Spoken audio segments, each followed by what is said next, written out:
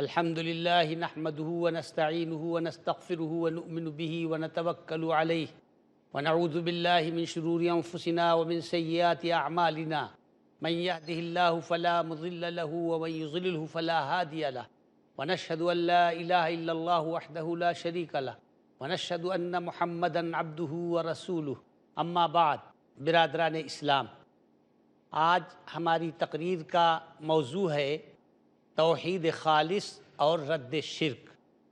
ہم کو سب سے زیادہ جس چیز کی طرف توجہ دینی چاہیے وہ ہے توحید کی حفاظت، اور سب سے زیادہ جس چیز سے ہم کو پرہیز کرنا چاہیے اور اجتناب کرنا چاہیے وہ ہے کفر و شرک۔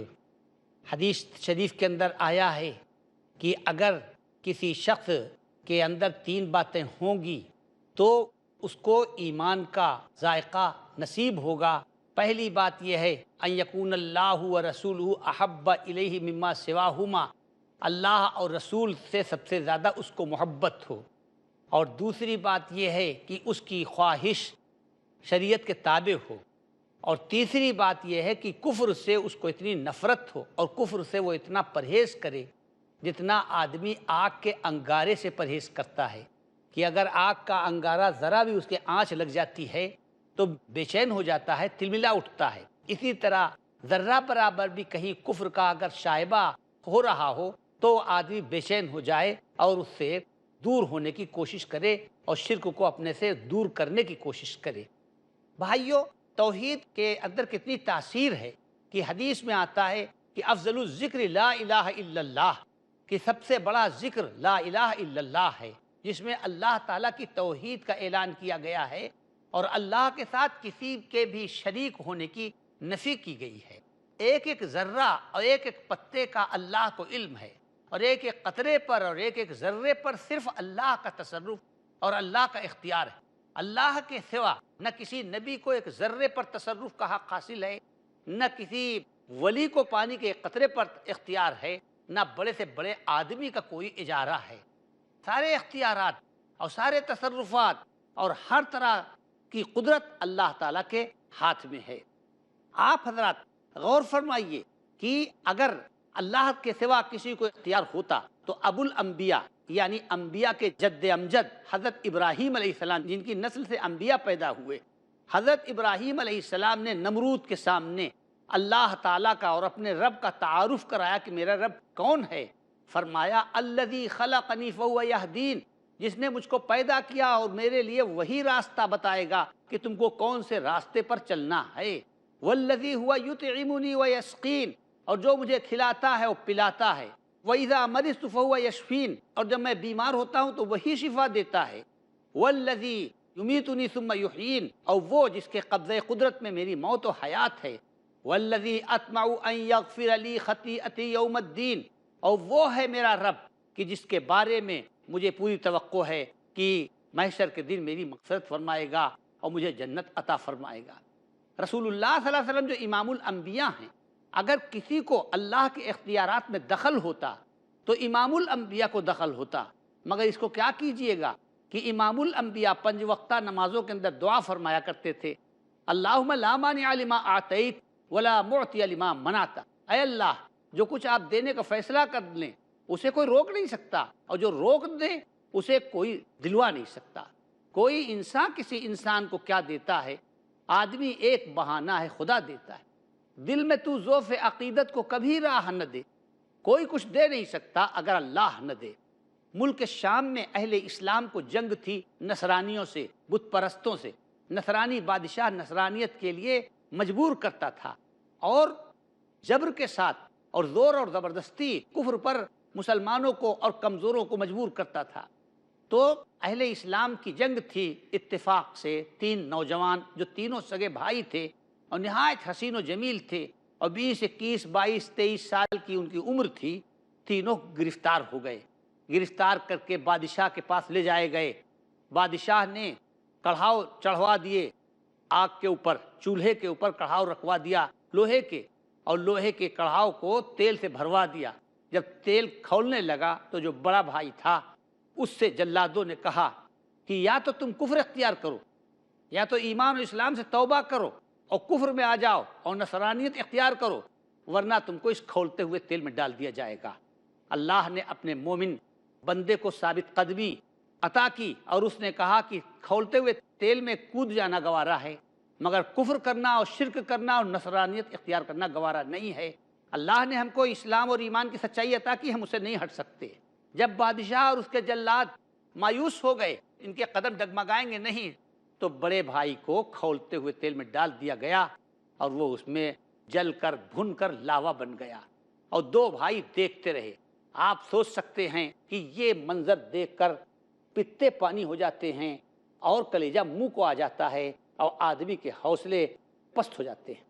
مگر ایمان ایسی چیز ہے کہ جس کو کوئی چیز فتح نہیں کر سکتی۔ بہرحال ایک بھائی تو چلا گیا، اب دو بچے۔ دوسرے دن جو اس سے چھوٹا تھا اس کو بھی اسی کھولتے ہوئے کڑھاؤ پہ پیش کیا گیا، یا تو نصرانیت اختیار کرو یا تو کفر اختیار کرو، ورنہ اس کھولتے ہوئے تیل میں ڈال دیا جائے گا۔ اس نے بھی کہا کہ کھولتے ہوئے تیل میں جانا گوارا ہے اور جل جانا گوارا ہے، لیکن ایمان کو چھوڑنا اور کفر کو اختیار کرنا گوارا نہیں۔ آخرکار اس کو بھی ڈال دیا گیا۔ اب تیسرا جو سب سے چھوٹا تھا اور نہایت حسین و جمیل تھا، اور اٹھتی ہوئی اس کی جوانی تھی، اس کی خوبصورتی پر اور اس کی ذکاوت اور اس کی تیزی پر اور اس کی ہوش مندی کے اوپر سب کو ترس آ گیا کہ ایسے نوجوان کی جان نہ لی جائے۔ اس سے بھی کہا گیا کہ یا تو کفر اختیار کرو نہ اس کھولتے ہوئے کڑھاؤ میں ڈال دیا جائے گا۔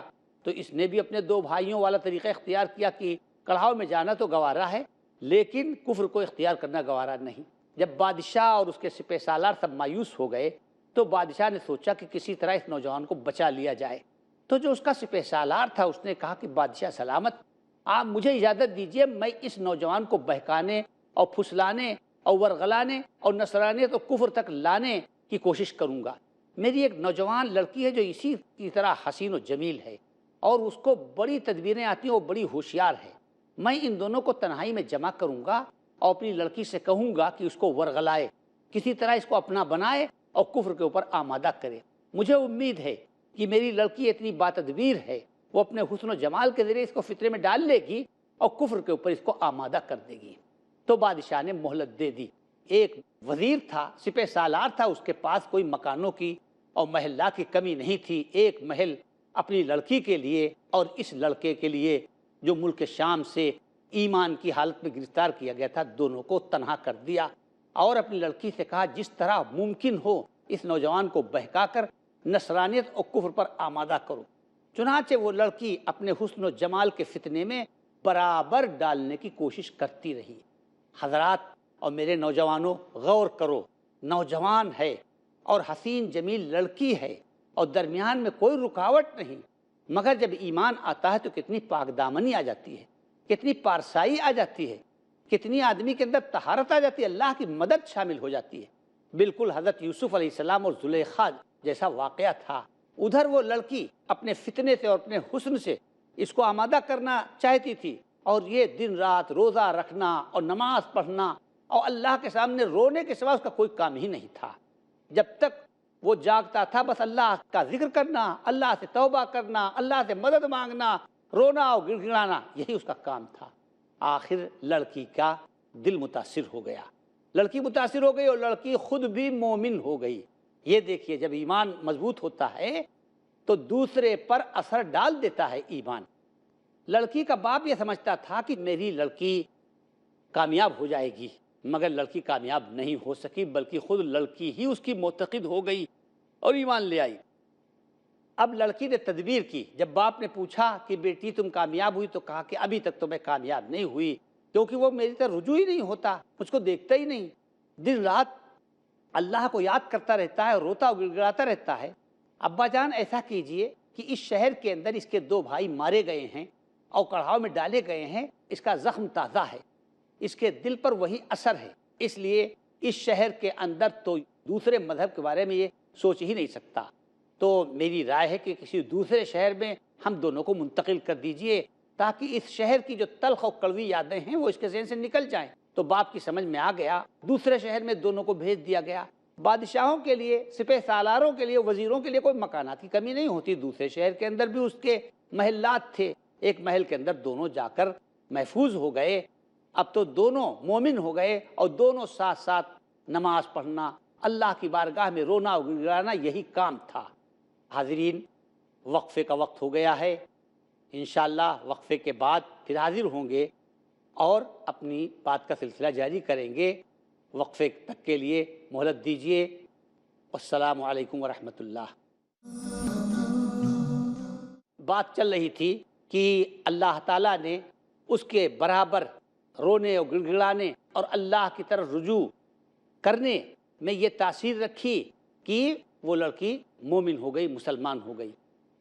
لڑکی کا باپ یہ سمجھتا تھا کہ میری لڑکی کامیاب ہو جائے گی، مگر لڑکی کامیاب نہیں ہو سکی، بلکہ خود لڑکی ہی اس کی معتقد ہو گئی اور ایمان لے آئی۔ اب لڑکی نے تدبیر کی، جب باپ نے پوچھا کہ بیٹی تم کامیاب ہوئی، تو کہا کہ ابھی تک تو میں کامیاب نہیں ہوئی، کیونکہ وہ میری طرف رجوع ہی نہیں ہوتا، مجھ کو دیکھتا ہی نہیں، دن رات اللہ کو یاد کرتا رہتا ہے اور روتا اور گڑگڑاتا رہتا ہے۔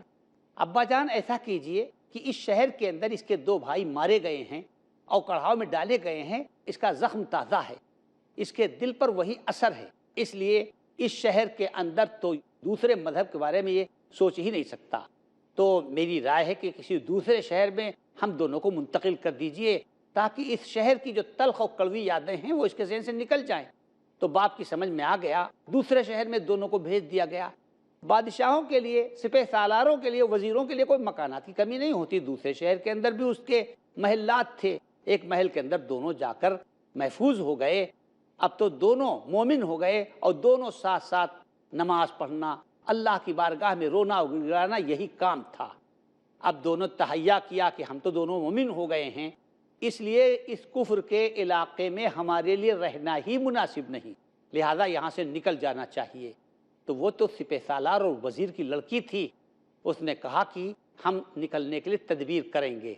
چنانچہ اس نے ایک گھوڑا خریدا اور اس کے بعد ساز و سامان سفر کا کیا اور اس ملک سے، یعنی رومی ملک سے، کفرستان سے نکل کر ملک شام کی طرف روانہ ہو گئے۔ جب لوگ سو رہے تھے، جب رات کا کچھ حصہ باقی تھا، جب شہر پہ سناٹا طاری تھا، دونوں سواریوں پر روانہ ہو گئے، نکل گئے کہ کفر سے نکل کر ایمان کے ملک میں پہنچیں گے اور اللہ کی عبادت کریں گے۔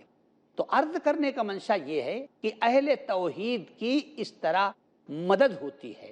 تو حضرت صلی اللہ علیہ وسلم نے فرمایا کہ اللہ تعالیٰ کی قدرت اور اللہ تعالیٰ کے علم اور اللہ تعالیٰ کے بے پناہ خزانے کا حال یہ ہے، لو ان اولکم وآخرکم وانسکم وجنکم کانوا علی اتقى قلب رجل واحد منکم ما زاد ذلک فی ملکی شیئا۔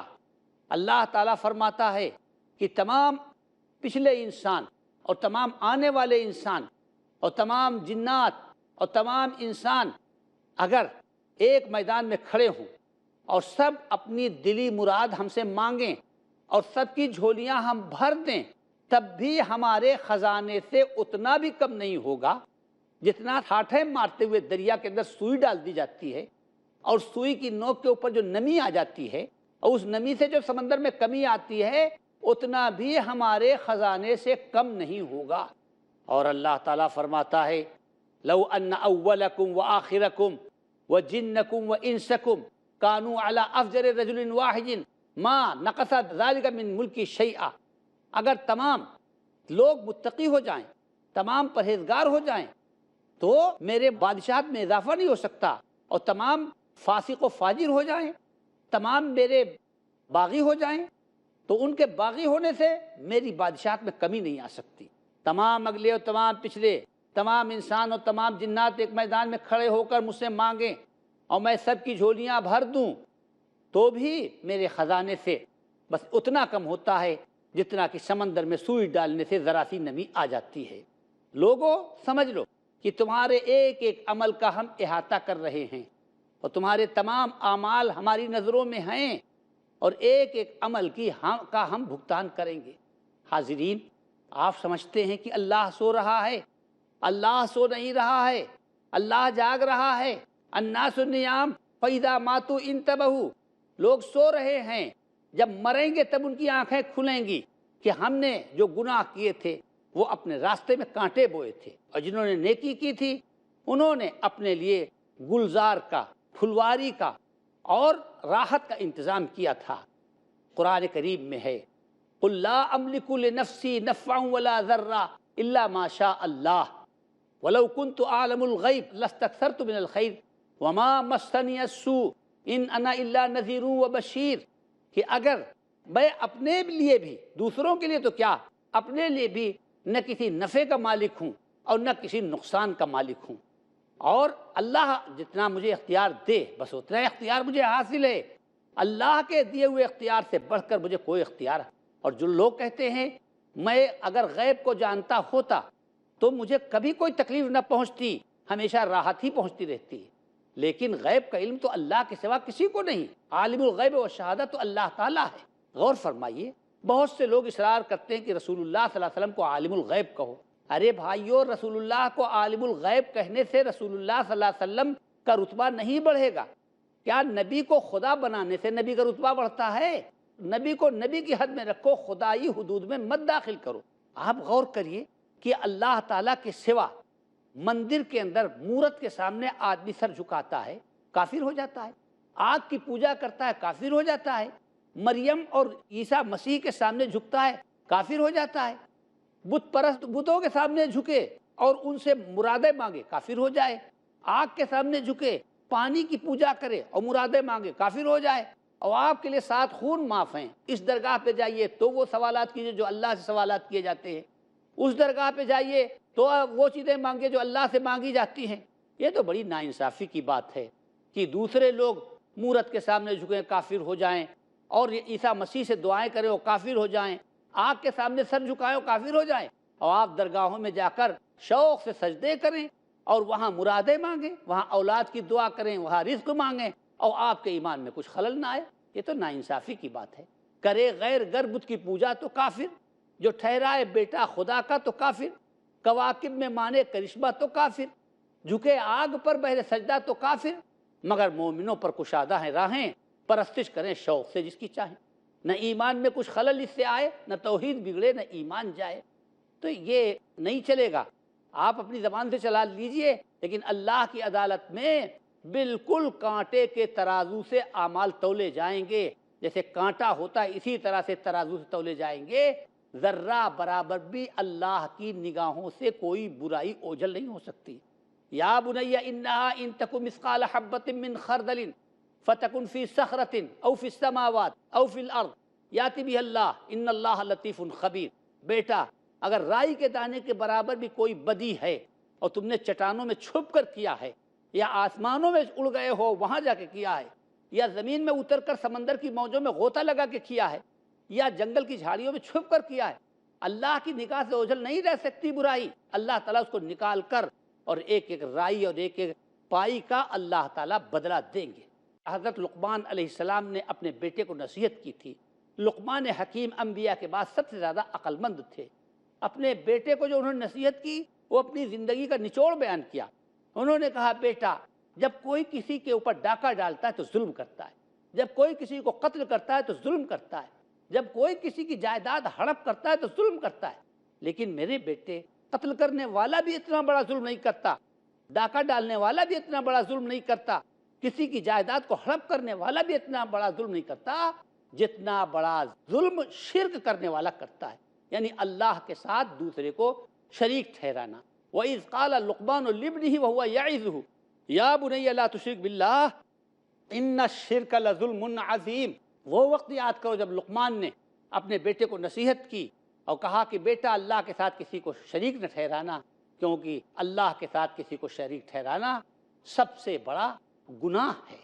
تو آپ غور کیجئے کہ اگر ہم میں سے کوئی رکشا چلاتا ہے، کوئی مزدوری کرتا ہے، گارا اینٹ ڈھوتا ہے، معمولی درجے کا آدمی ہے، اور وہ اپنی بیوی سے محبت کرتا ہے، بیوی کے ساتھ کے دکھ درد میں شریک ہے، اور اس کی بیوی نہایت حسین و جمیل ہے، بڑی خوبصورت ہے، لیکن حسین و جمیل ہونے اچھا کھانا پکاتی ہے، گھر کو قاعدے سے رکھتی ہے، مگر ذرا سی اس کے اندر ایک عادت ہے، اور وہ یہ ہے کہ آنکھیں وہ دوسرے سے بھی لڑا لیتی ہے، آنکھیں دوسرے سے بھی لڑا لیتی ہے۔ تو آپ غور فرمائیے اور اپنے گریبانوں میں منہ ڈالیے کہ گھٹیا سے گھٹیا آدمی، رکشا چلانے والا آدمی، جھلی ڈھونے والا آدمی، کلی گیری کرنے والا آدمی بھی، تیسرے درجے کا آدمی جس کی سماج میں کوئی عزت نہیں، ایسا آدمی بھی اپنی بیوی کے لیے یہ عادت گوارا نہیں کرے گا۔ کھانا پکا رہی اچھا، گھر کو صاف ستھرا رکھ رہی، حسین و جمیل ہے، مگر اس کی زندگی میں دوسرے کو شریک کر رہی ہے، وہ آدمی اپنی بیوی کو پسند نہیں کرے گا، اور ایک لمحے کے لیے بھی اپنے گھر میں اس کو رکھنا گوارا نہیں کرے گا۔ جب نہایت چھوٹے درجے کا آدمی، معمولی آدمی اپنی بیوی کے لیے یہ پسند نہیں کرے گا کہ اس کی بیوی دوسرے کو شریک کرے، تو آپ غور کیجئے اور آپ فیصلہ کیجئے کہ آسمان و زمین کا پیدا کرنے والا کیا اس کو پسند کرے گا، اس کو گوارا کرے گا کہ ہم اس کی خدائی میں دوسرے کو شریک ٹھہرائیں؟ اللہ تو عزت کا رب ہے، رب العزت ہے، سب سے زیادہ غیرت دار ہے، اس کی غیرت اس کو پسند نہیں کرے گی۔ اسی لیے اللہ تعالیٰ فرماتا ہے ان اللہ لا یغفر ان یشرک بہ ویغفر ما دون ذلک لمن یشاء، اللہ شرک کو نہیں معاف کرے گا، شرک کے علاوہ اور جتنے بھی گناہ ہیں اللہ تعالیٰ اس کو معاف کر دے گا۔ تو اس لیے میرے بھائیو، توحید بڑی نازک چیز ہے، اس کی حفاظت کرنا چاہیے، اور شرک سے اس طرح بچنا چاہیے جیسے زہر سے بچتے ہیں، جیسے آگ کے انگارے سے بچتے ہیں۔ جب ہم ایسا کریں گے تو ہمارے ایمان کے اندر حلاوت اور ہمارے ایمان کے اندر روشنی پیدا ہوگی۔ وقت ہو چکا ہے، انشاءاللہ پھر کوئی نشست ہوگی تو انشاءاللہ ہم آپ کے سامنے دین کی باتیں رکھیں گے۔ اجازت دیجیے، وآخر دعوانا الحمدللہ رب العالمین، والسلام علیکم ورحمۃ اللہ وبرکاتہ۔